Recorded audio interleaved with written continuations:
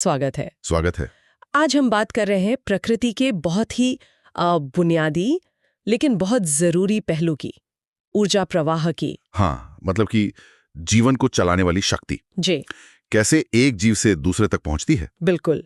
और हमारे पास कुछ दस्तावेज और चित्र भी हैं जो इसे समझने में मदद करेंगे। हाँ, तो चलिए इस विषय की गहराइयों में उतरते हैं, कोशिश करते हैं समझने की कि ये पूरा सफर कैसे होता है, सूरज से शुरू होकर पौधों तक, फिर जानवरों तक। और कौन से नियम हैं जो इसे कंट्रोल करते हैं, ये देखना है। हाँ, और कैसे पौधे ऊर्जा पकड़ते हैं, जानवर उसे कैसे लेते हैं, और ये क्यों हर कदम पर कम होती जाती है, ये सब। सही। तो सबसे पहले एकदम बेसिक से शुरू करते हैं। ये पारिस्थितिकी तंत्र में ऊर्जा प्रवाह का मतलब क्या है? क्या ये बस वो खाना और खाए जाने वाली बात? हाँ, काफी हद तक वही है। सिंपल भाषा में कहें तो ऊर्जा का उत्पादकों से, मतलब पौधे वगैरह जो अपना खाना खुद बनाते हैं, उनसे उपभोक्ताओं तक जाना, यानी वो जानवर जो पौधों को या दूसरे जानवरों को खाते हैं, खाद्य श्रृंखला के जरिए। अच्छा। ये एक तरह से एक सीधा रास्ता है जिस पर ऊर्जा एक जीव से दूसरे तक चलती है। और इस रास्ते की शुरुआत वो तो सूरज ही है ना, लगभग हमेशा। बिल्कुल, लगभग हमेशा सूरज। बस वो गहरे समुद्र वाली कुछ जगहों को छोड़ दे तो पृथ्वी के बाकी सभी इकोसिस्टम्स के लिए तो ऊर्जा सूरज से ही आती है। पौधे, जिन्हें हम प्राथमिक उत्पादक कहते हैं, वो सूरज की रोशनी को लेते हैं, उसे केमिकल एनर्जी में बदलते हैं और वही ऊर्जा फिर आगे बढ़ती है। ठीक है। देखिए, किसी भी इकोसिस्टम में सारे जीवित घटक एक दूसरे से जुड़े हैं, इंटरैक्ट करते हैं, और इसी से पूरे सिस्टम का स्ट्रक्चर और फंक्शन तय होता है। और इसे चलाने के लिए लगातार एनर्जी चाहिए। लेकिन मैंने स्रोतों में देखा कि पौधे सूरज की सारी रोशनी इस्तेमाल नहीं कर सकते, कुछ खास हिस्सा ही लेते हैं। हाँ, ये बड़ी दिलचस्प बात है। पौधे केवल लाइट के एक स्पेसिफिक हिस्से को ही यूज कर पाते हैं। उसे कहते हैं PAR, एक्टिव रेडिएशन, प्रकाश संश्लेषक सक्रिय विकिरण। इसकी वेवलेंथ होती है 400 से 700 नैनोमीटर के बीच। अच्छा। यही वो लाइट है जो फोटोसिंथेसिस के लिए, मतलब खाना बनाने के लिए जरूरी है पौधों के लिए। इसी से वो बढ़ते हैं। और कमाल की बात यह है कि सूरज से जितनी रोशनी आती है उसका सिर्फ आधा हिस्सा ही पार होता है। हाँ, करीब 50%। और ये मात्रा भी बदलती रहती है, दिन के समय के हिसाब से, मौसम के हिसाब से। तो आधी रोशनी तो वैसे ही बेकार गई पौधों के लिए। और सुनिए, इससे भी बड़ी बात, ये जो 50% पार उपलब्ध है ना, हाँ, पौधे उसका भी केवल 2 से 10% ही असल में पकड़ पाते हैं, मतलब उसे केमिकल एनर्जी में बदल पाते हैं। बस 2 से 10%। हाँ, सोचिए, ऊर्जा की इतनी छोटी सी मात्रा, और यही छोटी सी मात्रा है जो पृथ्वी पर लगभग सारे जीवन को चला रही है। बाप रे, ये तो वाकई सोचने वाली बात है। तो ये जो थोड़ी सी ऊर्जा पौधों ने पकड़ी, ये आगे कैसे बढ़ती है? आपने कहा था खाद्य श्रृंखला। हाँ, खाद्य श्रृंखला या फूड चेन, ऊर्जा का आगे का सफर इसी के जरिए होता है। ये जीवों का एक लीनियर सीक्वेंस है, एक सीधा क्रम, जिसमें पोषक तत्व और ऊर्जा एक से दूसरे में जाते हैं जब कोई एक जीव दूसरे को खाता है। स्रोतों में इसके उदाहरण भी थे, जैसे मक्का को चूहा खाता है, चूहे को उल्लू, 3 स्टेप्स। हाँ, या फिर गाजर, खरगोश, लोमड़ी, शेर, ये 4 हो गए। बिल्कुल। और एक और था घास, टिड्डा, मेंढक, अजगर, बाज, ये तो 5 लेवल तक पहुंच गया। हाँ, ये सब दिखाते हैं कि ऊर्जा कैसे एक लेवल से अगले लेवल पर जा रही है। हर जीव को बढ़ने, चलने फिरने, बच्चे पैदा करने, इन सब कामों के लिए एनर्जी चाहिए। और इसीलिए ये खाने और खाए जाने का सिलसिला चलता है। छोटे कीड़े पौधे खाते हैं, बड़े जानवर छोटे जानवरों को। और यही फूड चेन बन जाती है। बिल्कुल। और यही ऊर्जा प्रवाह का आधार है। और इन लेवल्स या कड़ियों को कुछ नाम दिया गया है ना? पोषी स्तर, ट्रॉफिक लेवल्स। सही कहा, ट्रॉफिक लेवल्स। फूड चेन में हर जीव की जो पोजीशन है, जो उसका स्थान है, वही उसका ट्रॉफिक लेवल है। तो पहला लेवल कौन सा है? पहला लेवल है उत्पादकों का, प्रोड्यूसर्स। हरे पौधे, एल्गी, कुछ बैक्टीरिया जो अपना खाना खुद बनाते हैं सूरज की रोशनी से। ठीक है, फिर? दूसरा लेवल है प्राथमिक उपभोक्ताओं का, प्राइमरी कंज्यूमर्स। ये शाकाहारी होते हैं, हर्बीवोर्स, जो सीधे पौधों को खाते हैं, जैसे हिरन, खरगोश, टिड्डा। ओके, और तीसरा लेवल? तीसरा है द्वितीयक उपभोक्ताओं का, सेकेंडरी कंज्यूमर्स। ये मांसाहारी होते हैं, कार्निवोर्स, जो शाकाहारियों को खाते हैं, जैसे लोमड़ी, मेंढक। और चौथा? चौथा है तृतीयक उपभोक्ताओं का, टर्शियरी कंज्यूमर्स। ये वो मांसाहारी हैं जो दूसरे मांसाहारियों को खाते हैं। अच्छा, जैसे शेर या बाज। हाँ, टॉप कार्निवोर्स कह सकते हैं। तो ये लेवल कितने होते हैं आमतौर पर? 4-5? हाँ, जमीन पर अक्सर 4 या 5 ही होते हैं। समुद्र में शायद कभी 6 या 7 तक पहुंच जाएं, पर ज्यादातर लिमिटेड ही रहते हैं। लिमिटेड क्यों? उसकी एक बहुत बड़ी वजह है ऊर्जा का नुकसान। ऊर्जा का नुकसान? बिल्कुल। मतलब जो ऊर्जा एक लेवल से दूसरे पर जाती है वो पूरी नहीं पहुंचती? बिल्कुल नहीं पहुंचती। यहीं पर वो फेमस नियम आता है, लिंडमैन का 10% नियम। 10% नियम? हाँ, रेमंड लिंडमैन ने 1942 में ये बताया था कि औसतन एक ट्रॉफिक लेवल से अगले लेवल पर सिर्फ 10% ऊर्जा ही ट्रांसफर होती है। सिर्फ 10%? तो बाकी 90% का क्या होता है? वो कहाँ जाती है? वो ऊर्जा कहीं गायब नहीं होती, जीव उसे अपने जिंदा रहने के कामों में खर्च कर देते हैं। जैसे सांस लेने में, रेस्पिरेशन, बॉडी के अंदर जो मेटाबॉलिज्म चलता है उसमें, बढ़ने में, ग्रोथ में, रिप्रोडक्शन में, इन सब कामों में एनर्जी लगती है। और इस प्रोसेस में काफी सारी ऊर्जा गर्मी के रूप में, हीट के रूप में निकल जाती है, पर्यावरण में खो जाती है। अच्छा। और इसके अलावा ये भी होता है कि शिकारी अपने शिकार को पूरा ना खाए या शिकार खाए जाने से पहले ही मर जाए तो उसकी ऊर्जा अगले लेवल तक पहुंची ही नहीं। तो इन सब वजह से हर अगले लेवल पर ऊर्जा बहुत कम हो जाती है? बहुत तेजी से कम होती है, ड्रामेटिकली। स्रोतों में इसका कोई उदाहरण था आंकड़ों के साथ? हाँ, एक पिरामिड वाले चित्र में दिखाया था। मान लीजिए उत्पादकों के पास, मतलब पौधों के पास 10,000 जूल एनर्जी है। ठीक है। तो 10% नियम के हिसाब से प्राइमरी कंज्यूमर्स यानी शाकाहारियों को कितनी मिलेगी? सिर्फ 1,000 जूल।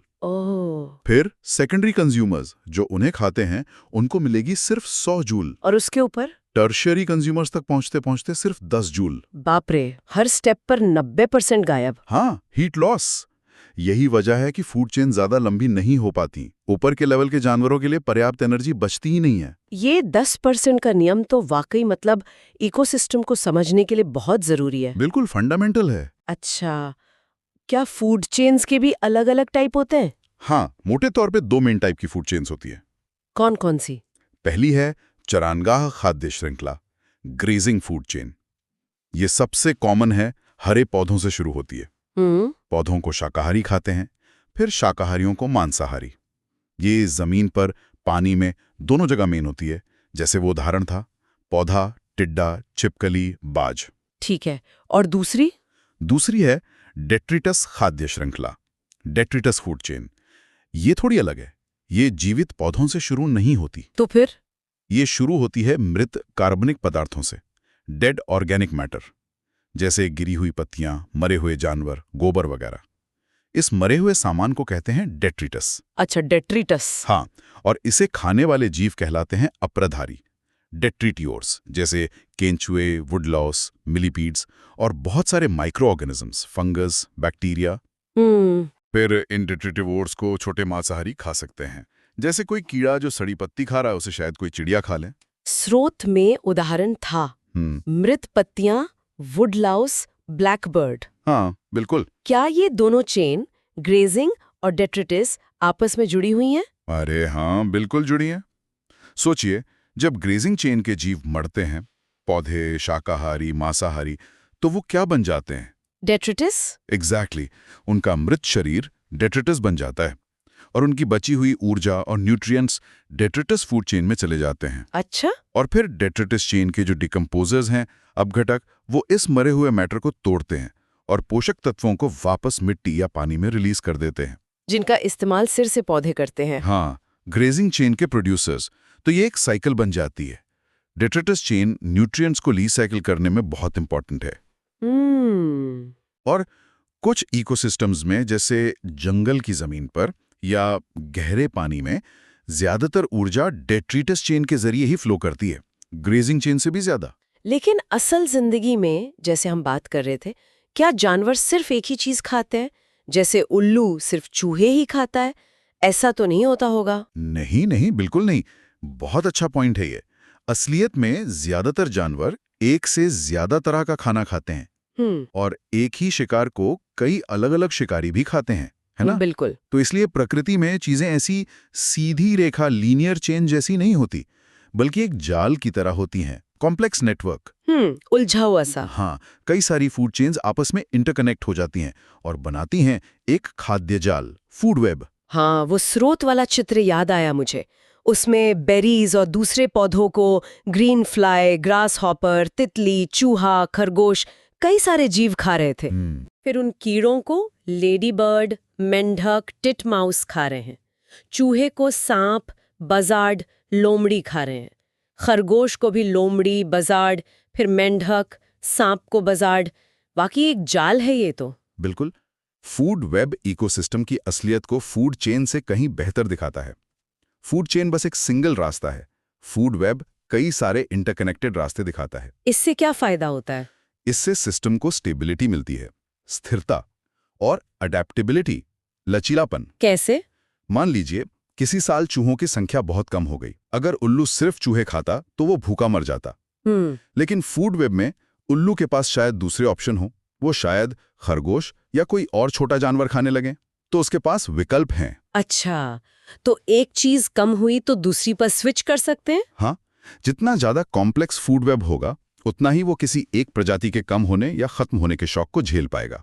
लेकिन वो 10% वाला नियम वो फूड वेब पर भी लागू होता है? हाँ, बिल्कुल, वो नियम तो फंडामेंटल है। फूड वेब के हर कनेक्शन पर, हर ट्रॉफिक लेवल पर ऊर्जा का ट्रांसफर औसतन 10% ही होता है। ठीक है, तो हमने ऊर्जा प्रवाह समझा, फूड चेन, फूड वेब, 10% नियम। इस पूरी संरचना को देखने का कोई और तरीका है? वो पिरामिड जैसे चित्र थे स्रोतों में। हाँ, इकोलॉजिकल पिरामिड्स, पारिस्थितिक पिरामिड्स। ये एक और तरीका है इकोसिस्टम के स्ट्रक्चर को विजुलाइज करने का। ये बेसिकली ग्राफिकल रिप्रेजेंटेशंस हैं। अलग अलग ट्रॉफिक लेवल पर जीवों की संख्या या उनका कुल वजन यानी बायोमास या उनमें मौजूद ऊर्जा की मात्रा को दिखाते हैं। 3 मेन टाइप के होते हैं ये। पहला कौन सा है? पहला है संख्याओं का पिरामिड, पिरामिड ऑफ नंबर्स। ये हर ट्रॉफिक लेवल पर मौजूद जीवों की कुल संख्या दिखाता है। ये सीधा होता होगा? मतलब नीचे ज्यादा ऊपर कम? आमतौर पे हाँ, जैसे घास के मैदान में बहुत सारी घास, प्रोड्यूसर्स, उनसे कम टिड्डे, प्राइमरी कंज्यूमर्स, उनसे कम मेंढक, सेकेंडरी, और सबसे कम सांप, टर्शियरी। तो पिरामिड नीचे चौड़ा, ऊपर पतला, सीधा। आमतौर पर, मतलब हमेशा नहीं। सही पकड़ा, हमेशा नहीं। इसका एक क्लासिक एक्सेप्शन है एक अकेला बड़ा पेड़। पेड़ कैसे? सोचिए, एक बड़ा पेड़, वो प्रोड्यूसर है, संख्या में कितना है? सिर्फ एक। हाँ, एक। लेकिन उस एक पेड़ पर हजारों कीड़े रह सकते हैं जो प्राइमरी कंज्यूमर हैं। हजारों? हाँ, हो सकता है। फिर उन हजारों कीड़ों को खाने वाली शायद कुछ दर्जन चिड़ियां हों, सेकेंडरी कंज्यूमर, और उन चिड़ियों को खाने वाला शायद एक ही बाज हो, टर्शियरी कंज्यूमर। तो यहाँ तो बेस एक पेड़ बहुत छोटा हो गया, बीच का लेवल हजारों कीड़े बहुत बड़ा, फिर ऊपर के लेवल छोटे होते गए। बिल्कुल। तो ये पिरामिड कैसा बना? उल्टा या स्पिंडल शेप का, तकवे जैसा। अच्छा, इसकी एक और कमी बताई थी आपने, ये साइज नहीं देखता। हाँ, ये साइज को इग्नोर करता है। एक विशाल पेड़ और घास का एक तिनका दोनों गिनती में एक हैं, जो कि पूरी तस्वीर नहीं दिखाता। ठीक है, तो संख्या का पिरामिड हमेशा भरोसेमंद नहीं है। दूसरा कौन सा था? बायोमास वाला? हाँ, बायोमास का पिरामिड, पिरामिड ऑफ बायोमास। ये हर ट्रॉफिक लेवल पे मौजूद जीवों के कुल वजन को देखता है। वजन भी कौन सा? ड्राई वेट, शुष्क भार, पानी हटाकर। ये सीधा होता है? जमीनी इकोसिस्टम में, जैसे जंगल या घास के मैदान में, ये भी आमतौर पर सीधा ही होता है। प्रोड्यूसर्स पेड़, घास का कुल बायोमास सबसे ज्यादा, फिर शाकाहारियों का उनसे कम, फिर मांसाहारियों का और भी कम।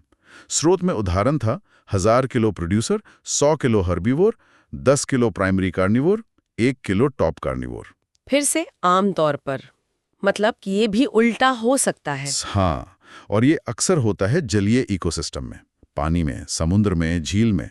पानी में? क्यों? क्योंकि वहां मेन प्रोड्यूसर कौन होते हैं? फाइटोप्लैंक्टन, बहुत छोटे माइक्रोस्कोपिक शैवाल। हाँ। इनका लाइफ स्पैन बहुत छोटा होता है और ये बहुत तेजी से बढ़ते हैं, लेकिन उतनी तेजी से खा लिए जाते हैं। किसके द्वारा? जू प्लैंक्टन के द्वारा, जो छोटे जंतु होते हैं। ठीक है। तो होता यह है कि किसी भी एक टाइम पर अगर आप नापें तो फाइटोप्लैंक्टन का कुल बायोमास, जिसे स्टैंडिंग क्रॉप कहते हैं, उन्हें खाने वाले जू प्लैंक्टन के बायोमास से कम हो सकता है। सच में? प्रोड्यूसर का बायोमास कंज्यूमर से कम? हाँ, क्योंकि वो बनते और खाते जाते हैं बहुत तेजी से, तो स्टैंडिंग क्रॉप कम दिख सकता है। स्रोत के चित्र में था फाइटोप्लैंक्टन 4 GM², जूप्लैंक्टन 8 GM² और उन्हें खाने वाली मछलियां 12 GM²। तो ये पिरामिड कैसा हुआ? उल्टा, नीचे से ऊपर चौड़ा होता जा रहा है। बिल्कुल। ये तो बड़ी अजीब बात है। तो क्या कोई ऐसा पिरामिड है जो हमेशा हमेशा सीधा ही रहता है, चाहे जमीन हो या पानी? हाँ, है। तीसरा और सबसे फंडामेंटल पिरामिड, ऊर्जा का पिरामिड, पिरामिड ऑफ एनर्जी। अच्छा, एनर्जी वाला। हाँ, ये हर ट्रॉफिक लेवल पर एनर्जी के फ्लो की रेट को दिखाता है।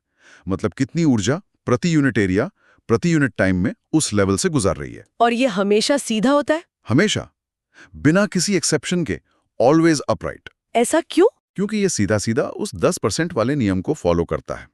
हमने क्या देखा था? हर अगले लेवल पर सिर्फ 10% एनर्जी पहुंचती है, बाकी 90% हीट के रूप में लॉस हो जाती है। हाँ। तो एनर्जी कभी बढ़ तो सकती नहीं है ना, एक लेवल से दूसरे पर जाने में, वो हमेशा कमी होगी। सही बात है। इसलिए सबसे नीचे वाले लेवल, प्रोड्यूसर्स, पर हमेशा सबसे ज्यादा एनर्जी फ्लो होगा और हर अगले लेवल पर यह लगातार कम होता जाएगा। ये पिरामिड इकोसिस्टम के फंक्शनिंग का सबसे अच्छा, सबसे सच्चा रिप्रेजेंटेशन देता है। लेकिन इसे बनाना मुश्किल होता होगा, एनर्जी नापना। हाँ, प्रैक्टिकली ये सबसे मुश्किल है। हर लेवल पर एनर्जी फ्लो को मापना काफी कॉम्प्लिकेटेड काम है, बायोमास या नंबर गिनने से ज्यादा मुश्किल। तो ये जो 10% एनर्जी आगे जाती है, इसी को पारिस्थितिक दक्षता या इकोलॉजिकल एफिशिएंसी कहते हैं। हाँ, बस वही है। एक ट्रॉफिक लेवल से अगले तक एनर्जी ट्रांसफर का जो रेशियो है, औसतन 10%, लिंडमैन एफिशिएंसी भी कहते हैं इसे। और जैसा हमने पहले कहा, यही कम एफिशिएंसी तय करती है कि फूड चेन ज्यादा लंबी क्यों नहीं हो पाती, ऊपर वालों के लिए एनर्जी ही नहीं बचती। ठीक है, अब तक हमने एनर्जी फ्लो और स्ट्रक्चर की बात की, लेकिन स्रोतों में एक और चीज थी जो थोड़ी डरावनी सी लगी, कुछ हानिकारक चीजों के बारे में। आप शायद बात कर रहे हैं जैव संचय और जैव आवर्धन की, बायो एक्यूमुलेशन और बायोमैग्निफिकेशन। हाँ, वही। ये क्या बलाएं? जैव संचय मतलब शरीर में जमा होना? बिल्कुल। कुछ ऐसे पदार्थ होते हैं, खासकर जो इंसान बनाते हैं, जैसे कुछ पेस्टिसाइड्स, डीडीटी सबसे फेमस है, या हैवी मेटल्स, पारा, कैडमियम, जो आसानी से टूटते नहीं है पर्यावरण में। जब कोई जीव इन्हें अपने खाने या पानी से लेता है तो ये उसके शरीर के टिश्यूज में, खासकर फैट वाले टिश्यूज में जमा होने लगते हैं, एक्यूमुलेट होने लगते हैं। क्यों जमा होते, निकलते क्यों नहीं? क्योंकि जीव उन्हें शरीर से बाहर निकालने के स्पीड से ज्यादा तेजी से अंदर ले रहा होता है, तो धीरे धीरे समय के साथ उनकी कॉन्सेंट्रेशन शरीर में बढ़ती जाती है। इसी प्रोसेस को कहते हैं जैव संचय या बायो एक्यूमुलेशन। और इसके लिए क्या शर्तें हैं, मतलब ये कब होता है? इसके लिए जरूरी है कि वो पोल्यूटेंट परसिस्टेंट हो, मतलब आसानी से टूटे नहीं, फैट सॉल्यूबल हो ताकि फैट टिश्यू में जमा हो सके, जीव की उम्र लंबी हो ताकि जमा होने का टाइम मिले, और वो बायो एक्टिव हो। ठीक है, ये तो हुआ एक जीव के अंदर जमा होना, बायो एक्यूमुलेशन। लेकिन ये दूसरा वाला क्या है, जैव आवर्धन, बायोमैग्निफिकेशन, ये कैसे अलग है? ये उससे जुड़ा हुआ है, लेकिन ये पूरी फूड चेन का फिनोमिनन है। बायोमैग्निफिकेशन का मतलब है कि फूड चेन में जैसे जैसे हम ऊपर के ट्रॉफिक लेवल्स पर जाते हैं, इन हानिकारक पदार्थों की कंसंट्रेशन बढ़ती जाती है, मैग्नीफाई होती जाती है। बढ़ती जाती है कैसे? ऊर्जा तो कम हो रही थी। हाँ, ऊर्जा कम हो रही थी, लेकिन ये जहरीला पदार्थ हर लेवल पर जमा हो रहा है। सोचिए, पानी में डीडीटी की कॉन्सेंट्रेशन बहुत कम है। फाइटोप्लैंक्टन ने पानी से थोड़ा डीडीटी लिया, बायो एक्यूमुलेशन। फिर जू प्लैंक्टन ने बहुत सारे फाइटोप्लैंक्टन खाए, तो जू प्लैंक्टन के शरीर में डीडीटी की कॉन्सेंट्रेशन फाइटोप्लैंक्टन से ज्यादा हो गई। अच्छा। फिर छोटी मछली ने बहुत सारे जू प्लैंक्टन खाए, तो छोटी मछली में कॉन्सेंट्रेशन और बढ़ गई। फिर बड़ी मछली ने कई छोटी मछलियां खाईं, उसमें और बढ़ गई। और फिर आखिर में मान लीजिए कोई मछली खाने वाली चिड़िया है, जैसे ऑस्प्रे या बाज, उसने कई सारी बड़ी मछलियां खाईं, तो उसके शरीर में डीडीटी की कॉन्सेंट्रेशन पानी के मुकाबले लाखों गुना ज्यादा हो सकती है। लाखों गुना? हाँ, स्रोत वाले चित्र में दिखाया था ना, पानी में 0.000003 ppm से शुरू होकर पक्षी में 25 ppm तक पहुंच गई। हर लेवल पर वो पॉल्यूटेंट जमा होकर और ज्यादा कॉन्सेंट्रेटेड होता गया। बाप रे! तो बायो एक्यूमुलेशन एक जीव के अंदर होता है और बायोमैग्निफिकेशन फूड चेन के ऊपर होता है, हर लेवल पर कॉन्सेंट्रेशन बढ़ती जाती है। परफेक्ट, बिल्कुल सही समझा आपने। और यही बायोमैग्निफिकेशन टॉप प्रेडेटर्स के लिए बहुत खतरनाक हो जाता है। टॉप प्रेडेटर्स मतलब शेर, बाज? हाँ, और इंसान भी, क्योंकि हम भी अक्सर फूड चेन में ऊपर ही होते हैं, खासकर अगर हम बड़ी मछलियां खाते हैं या शिकार किए जानवर खाते हैं। तो उनमें इन जहरीले पदार्थों की मात्रा सबसे ज्यादा होती है। हाँ, और इससे उन्हें बहुत नुकसान हो सकता है। उनकी हेल्थ खराब हो सकती है, रिप्रोडक्शन में दिक्कत आ सकती है, मौत भी हो सकती है। डीडीटी की वजह से पक्षियों के अंडों के छिलके पतले हो जाते थे। ये क्लासिक उदाहरण है बायोमैग्निफिकेशन के असर का। ये तो वाकई गंभीर समस्या है। बहुत गंभीर। तो चलिए आज की बातचीत को समेटते हैं। हमने देखा कि इकोसिस्टम में ऊर्जा का प्रवाह कैसे होता है, सूरज से शुरू होकर पौधों के जरिए, जिन्हें प्रोड्यूसर कहते हैं। हाँ, प्रोड्यूसर से होकर फूड चेन्स और फूड वेब्स के जरिए कंज्यूमर्स तक, एक जीव से दूसरे जीव तक। और खास बातें क्या रहीं? ऊर्जा का फ्लो एक तरफा है, यूनिडायरेक्शनल, वापस नहीं जाता। सही। हर लेवल पर करीब 90% एनर्जी हीट के रूप में लॉस हो जाती है। हाँ। सिर्फ 10% ही आगे बढ़ती है। लिंडमैन का 10% नियम। हाँ, और इसी वजह से फूड चेन्स छोटी होती हैं और एनर्जी का पिरामिड हमेशा सीधा बनता है। बिल्कुल। और आखिर में हमने देखा कि कैसे कुछ खतरनाक, ना टूटने वाले पोल्यूटेंट्स जीवों में जमा होकर बायो एक्यूमुलेशन, फूड चेन में ऊपर की तरफ बढ़ते हुए खतरनाक लेवल तक कॉन्सेंट्रेट हो सकते हैं बायोमैग्निफिकेशन। सही।